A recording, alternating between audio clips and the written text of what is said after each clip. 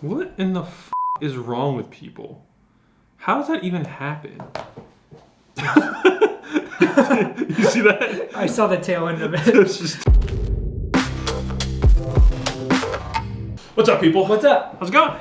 Happy New Year, man. Happy New Year. Happy New Year. You know what's funny? I had a conversation with a client this morning, and we'll get into the video. We'll get into what we're talking about. Yeah. But it's 2021, and I love how everybody's like, screw 2020. New Year. New Year. And not to be Debbie Downer, not to be pessimistic. Yeah. You know it's still here, right? I'm not sure 2021 is going to bring about much change. Yeah. I appreciate the mental stamina The people optimism. are going for. I Yeah. love it. I just hope people don't think that just because it's January that the COVID is gone. It just... It's not, don't work that way, you know? What? I got distracted because we saw All right. the plumber we used, and then we saw a truck. That's our PSA Yeah. for the... Basically, there's not a wall around 2020. Still, don't be stupid. I just love it. Anyway, all right, let's get into it. What are we going to talk about this week? This week we're talking about the ALTA, which is the document you get at the settlement table, itemizes all your fees. Right. It's the accounting ledger, essentially, for closing, for settling the house, right? So just to break it down real quick, and we're gonna break this down over the next 5 days, 4 days.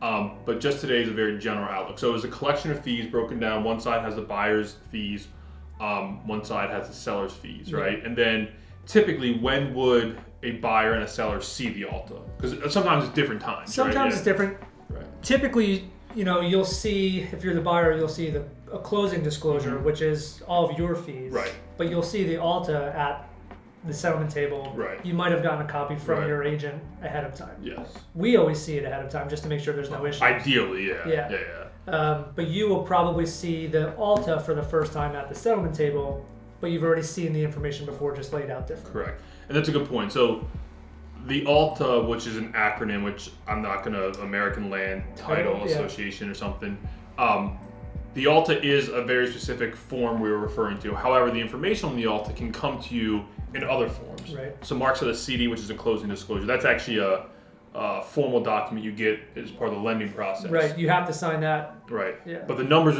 are the same. As a seller, you'll get a less formal version of an ALTA that we would provide you called a net seller sheet. You also can get one from the title company. That's not legitimate, legal, binding in any way. It's more of an estimate. But again, it's relatively the same information. There's another form which is referred to as a HUD-1, which is only used in cash deals now. Actually, very rarely do I see it, but even on cash deals, people still use ALTAs, but you can see it. Again, all these forms contain the same information. They should at least. Yeah. And then throughout the rest of the week, we're going to go through item by item and tell you what you should be looking for, where theoretically that information should be presented. Right. And that way you know what should be on there and what shouldn't be on there. Bottom line, get it as early as you can. Go over it with your agent. Make sure you understand all the fees on it. And then stay tuned the rest of the week so that you can see what all the fees mean. There you go. All right. See you tomorrow. See ya.